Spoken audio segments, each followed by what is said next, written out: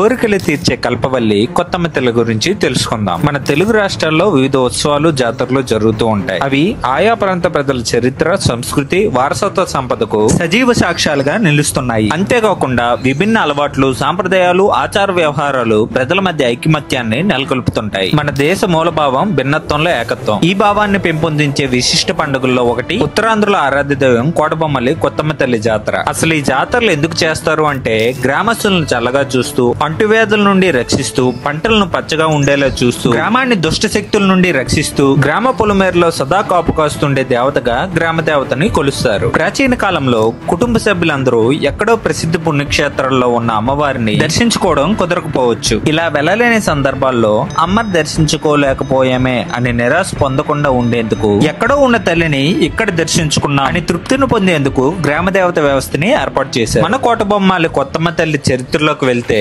1925 సంవత్సరంలో కోటబొమ్మలి చెందిన కమ్మకట్టు చిన్నప్పల నాయుడు నారాయణ వలస అనే గ్రామంలో ప్రతి గురువారం జరిగే సంతకు రవాణా చేసేందుకు ఎడ్లు బండిపై వెళ్తూ ఉండేవారు. ఒక రోజు యథావిధిగా సంత నుండి వస్తుండగా మార్గం మధ్యలో ఒక ముత్తైదువు ఆ ఎడ్ల బండిని ఆపడం జరిగింది. ఆ ముత్తైదువు, నాయనా నేను ముసల్దాన్ని, నాకు నువ్వు వెళ్లే దారిలో దించేయవా అని అడగడం జరిగింది. అందుకు చిన్నప్పల నాయుడు సరే అని బండి ఎక్కించి ప్రయాణం సాగించాడు. వారు వెళ్తూ ఉండగా వేకుజామున కోటబొమ్మలి గ్రామం శ్రీ పట్నాయకుని వెంకటేశ్వరరావు గారి తోట వద్దకు బండి రాగానే ఆ ముత్తైదు బండి ఆపమని దేవతామూర్తి స్వరూపంగా దిగి తోటలోకి వెళ్లిపోయి ఈ సంఘటనను చూసి చిన్నప్పల నాయుడు చాలా ఆశ్చర్యానికి గురయ్యారు. అదే రోజు రాత్రి చిన్నప్పల నాయుడు కల్లో కనిపించి, నేను విజయనగరం రాజులైన పోసుపాటి రాజులు కొలిచిన దేవతనని, నన్ను కొత్తమ్మ తల్లి అనే దేవతగా పూజించమని, నేను మీ ఊరు పొలిమేరలో ఉన్న కొండగట్టు ఒడ్డు వద్దన పట్నాయకుని వెంకటేశ్వరరావు గారు మామిడి తోటలో ఉసిరిక చెట్టు, వేప చెట్టు కలిసి ఉన్న ప్రాంతంలో పుట్ట వద్ద ఉన్న రాళ్లలో నేను కొలువై ఉంటానని, వీటిని దేవతా స్వరూపంగా భావించి నన్ను పూజించమని అమ్మవారు ఆజ్ఞాపించారు. ప్రతి భాద్రపద మాసంలో వచ్చే పోలాల అమావాస్య తర్వాత వచ్చిన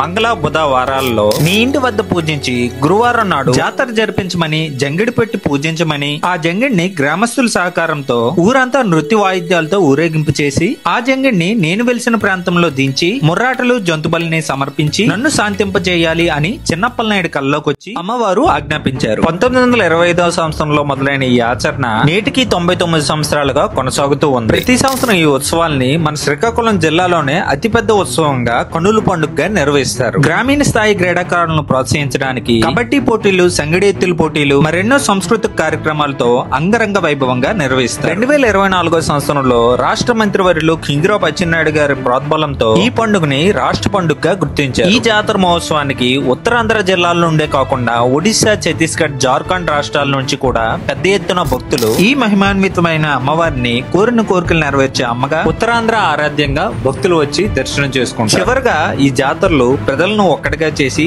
దైవభక్తితో వారి ఐకమత్యాన్ని పెంపొందిస్తాయి. ఈ సంవత్సరం జరుపుకుంటున్న జాతర 100వ సంవత్సరం. 100వ సంవత్సరం జాతర కాబట్టి ఈ జాతర మరింత ఉత్సాహభరితంగా ఉండేందుకు హెలికాప్టర్ రైడ్స్ ని, the Jabardasth, laser show, cracker show, శోభాయాత్రను కూడా ఘనంగా నిర్వహించనున్నారు. మీరందరూ కూడా భక్తి శ్రద్ధలతో కొత్తమ్మ తల్లిని దర్శించి మనసు నిండా తల్లిని తలిచి మీ కోరికలను ఆమె పాదాలపై ఉంచి మీ మొక్కులని తృప్తిగా చెల్లించి కొత్తమ్మ తల్లి కృపకు పాత్రలుగా గలరని కోరుకుంటూ హల్ల సిక్కోలు, బయోర్స్ పాలకొండ ప్రశాంత్.